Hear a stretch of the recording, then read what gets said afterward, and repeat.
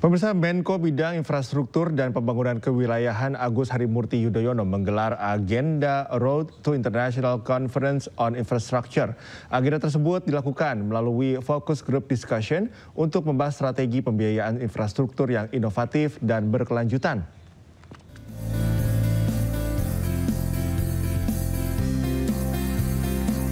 Menko Bidang Infrastruktur dan Pembangunan Kewilayahan Agus Harimurti Yudhoyono menghadiri fokus group discussion bertema Unlocking Infrastructure Financing. Acara ini bertujuan untuk membahas berbagai potensi pendanaan yang dibutuhkan dalam pembangunan infrastruktur nasional.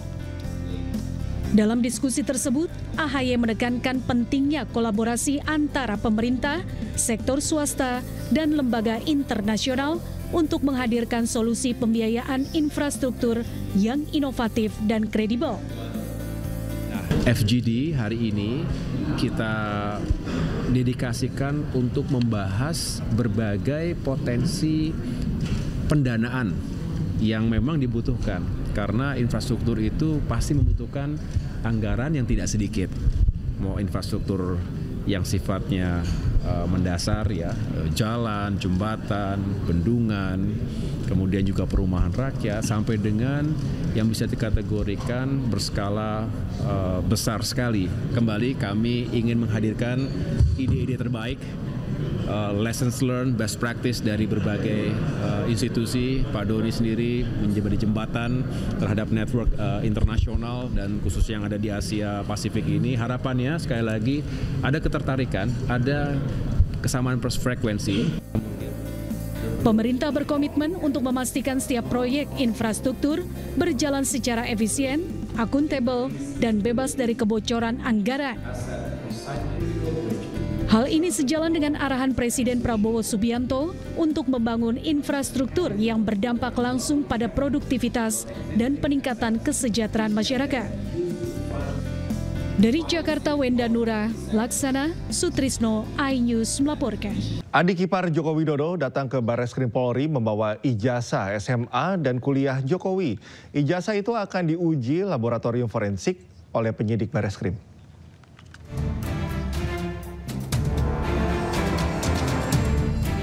Presiden ke-7 Republik Indonesia, Joko Widodo menyerahkan ijazah SMA dan kuliah dari Universitas Gadjah Mada ke Barreskrim Mabes Polri.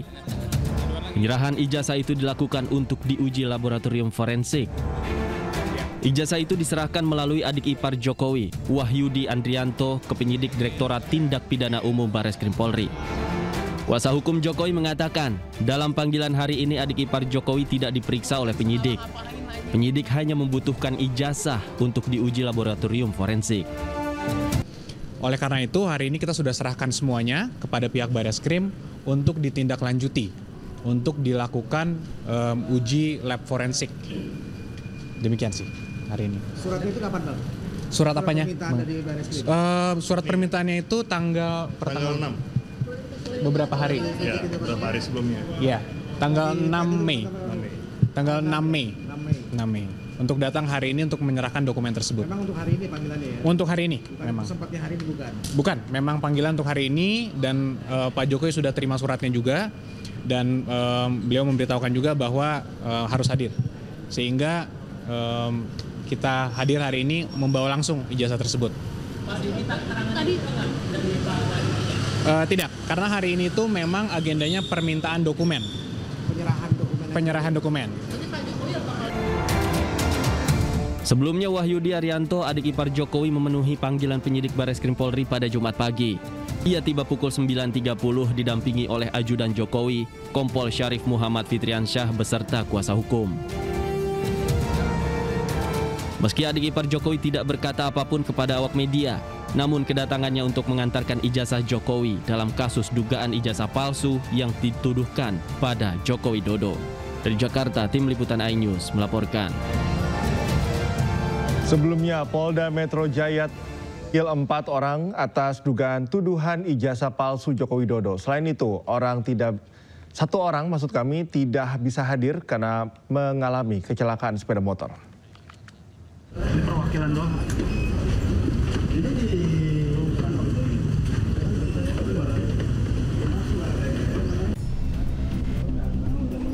Kasus tuduhan ijazah palsu Presiden RI ke-7 Joko Widodo masih dalam proses penyelidikan.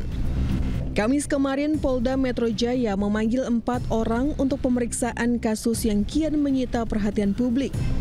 4 nama yang diperiksa diantaranya Wakil Ketua Tim Pembela Ulama dan aktivis Rizal Fadilah, Damai Hari Lubis, Kurniatri Royani, dan Rustam Effendi. Namun satu terlapor yakni Rizal Fadilah tidak datang ke Polda karena sakit akibat ditabrak motor. Sementara itu, Barreskrim Polresta Solo menegaskan bahwa penyelidikan dilakukan usai adanya laporan dari Tim Pembela Ulama dan aktivis TPUA yang diketuai oleh Egy Sujana. Proses penyelidikan sendiri sudah hampir rampung dan tinggal menunggu hasil uji lab sebagai penentu penyelidikan. Yaitu pemeriksaan kita sudah memeriksa sekitar 31 saksi. 31 saksi itu ada yang dari versi pendumas ataupun teman kuliah, teman SMA dan lain sebagainya yang kami adakan klarifikasi. Sebelumnya, Jokowi mengambil langkah hukum terhadap sejumlah pihak yang telah menuduh dirinya memiliki ijazah palsu. Jokowi melaporkan 4 orang termasuk mantan Menpora Roy Suryo ke Polda Metro Jaya atas tuduhan penyebaran berita bohong terkait keaslian ijazah. Tim Liputan iNews melaporkan. Pemirsa, sidang kasus dugaan suap dan perintangan penyidikan dengan terdakwa Sekjen PDIP Hasto Kristianto kembali digelar hari ini. 3 penyidik Komisi Pemberantasan Korupsi menjadi saksi dalam sidang. 3 penyidik Komisi Pemberantasan Korupsi yang menjadi saksi dalam sidang Sekjen PDIP Hasto Kristianto adalah Rosa Purbo Bekti, Rizka Andung Nyata, dan Arif Budi Raharjo. Namun demikian, ketiga saksi dihadirkan satu persatu atau tidak secara bersamaan.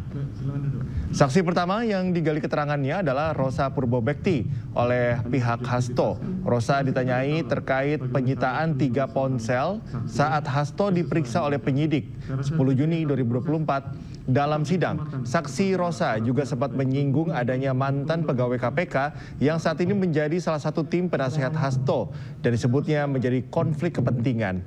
Dalam kasus ini, Hasto didakwa merintangi penyidikan perkara korupsi yang menyeret tersangka Harun Masiku dengan cara memerintahkan Harun Masiku merendam ponselnya setelah KPK menangkap tangan anggota KPU periode 2017-2022 Wahyu Setiawan. Baik, terima kasih rekan-rekan pers atas kehadirannya. Ini hari yang saya tunggu-tunggu karena sejak awal agenda politik, kepentingan politik terhadap kasus ini kan sangat kuat.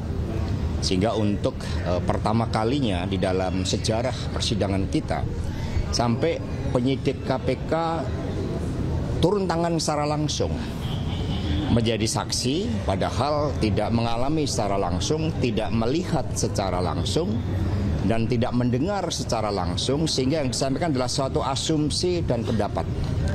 Suatu konstruksi hukum yang dibuat-buat yang